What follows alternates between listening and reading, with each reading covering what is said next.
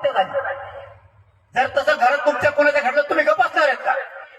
मी कसं काय गप्प असणार? माझ्या समाजाच्या लेकराला तोडून टाकलं. तुमच्या कोणत्या लेकरा बाळाच्या लेकी बाळाच्या जर तसं घडलं तर मी गप्प नाही बसू शकत. तुम्ही मला जातीवादी समजायला लागले, तुम्ही माणसं मारून टाकणार. 35 वर्षात त्यांचं एकही केस झाली होती, त्यांना केजीवारी लागलंय. त्यांना मोक्यात घालून जेलमध्ये मी सडायला लावलंय, म्हणून त्यांना माझा राग आहे. आणि तुम्ही इथून पुढे जर मराठीचा वाटा जाता तर मी जेलमध्ये तुम्हाला सडीणार. कितीही ताकद लाव, मी तो एक पाठ पुरायला खंबीर आहे. मी कोणती चूक करतोय? जरा त्या संतोष देशमुखांच्या घरी जाऊन एकदा. एवढे लेकर आहेत त्यांचे. बापाला मारल्याचे फोटो पोरगण पोरगी नाही बघू शकत त्यांची. तोंडात बुद्धेपर्यंत मारला हरामखोरांनी त्यांना. कोणती बायको असा मार सहन करील नवऱ्या झाल्याला? कोणतं पोरगण पोरगी करील? सगळं रक्त अंगावरती सांगळलं त्या संतोष देशमुखांच्या. तरी आम्ही बोलायचं नाही. तुम्ही लेकीबाळीची छेड काढणार, आम्ही बोलायचं नाही. वा, कोणता मराठा आहे मग मी असा? माझ्या मराठ्यावर अन्याय होताना मी उघड्या डोळ्याने बघणार. मी मराठीच्या पोटचा असू शकत नाही. तुम्ही त्याचे तुकडे तुकडे करणार. त्या संतोष देशमुखांचे लेकरं दिवाळीच्या दिवशी सगळा महाराष्ट्र फटाके वाजवतोय. सगळ्याच्या घरात गोड जेवण आहे. ते लेकरं नाही जेवू शकत. लेकरांना जर आईला विचारलं ना, आई आपले बाबा कुठे आहेत, आई नाही सांगू शकत बाबा कुठे आहेत. आपल्याला फटाकडे कोणी आणणार आहे का नाही वाजायला? काय आईनं उत्तर द्यायचं त्या लेकराला?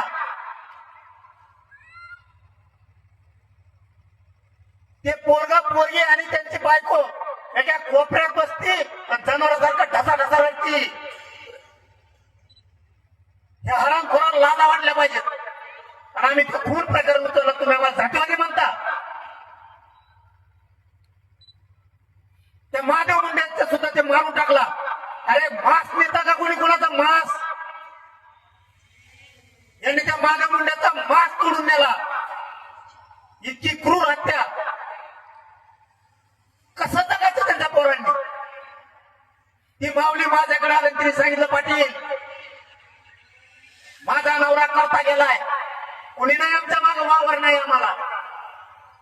किमान पोरं माझे लेकर मोठे झाल्याच्या नंतर मला जर कधी विचारलं आई आपला बाप कोणी मारला तर मला सांगायला तरी नाव राहू दे, यांनी मारला होता, यांना जेलात झाला. म्हणून त्याच्यात यासाठी लावली. आणि आता 6 आरोपीची त्याची नार्को टेस्ट झाली. मराठी जर उतरले नसते तर महादेव मुंडेला कधीच नाही मिळाला असता. काय चुकीचं केलं मी? तुम्ही लोकांचे घरं बंद केणार, तुम्ही प्लॉट बंद केणार, जमिनी बंद केणार. मी बोलायचं नाही का? त्या बुलढाण्यात आपल्या पुरीला मारलं गेलं, तुमच्या पुरीला मारलं, तुम्ही गप्प असणार का? मी त्या लेकीच्या बाजूला बोलायचं नाही. मी जातीवादी.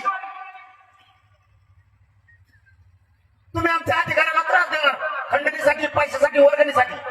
मी गप्प ऐकून घ्यायचं. तुम्ही आमच्या उद्योगाला, व्यवसाय व्यापाऱ्यांना तुम्ही खंडने मागायचं, त्याच्या मदतीला जायचं नाही. मी तुम्ही आमच्या अधिकाऱ्यांना विनाकारण खोट्या केसेत कुठून त्याला निलंबित करायचं. मी त्याच्या बाजूने बोलायचं नाही. आमच्या आई बापाने याच्यासाठी जन्म दिला आम्हाला, तुमचा अन्याय सहन करायचा फक्त आम्ही. वा, माझ्याकडून नाही होणार. कोणी मराठ्याच्या अंगावर येऊ दे, तो जी खोडात मोडीणार मी तेव्हा गप्प असणार. हे नाही चालणार. आता खूप सहन केलं बस.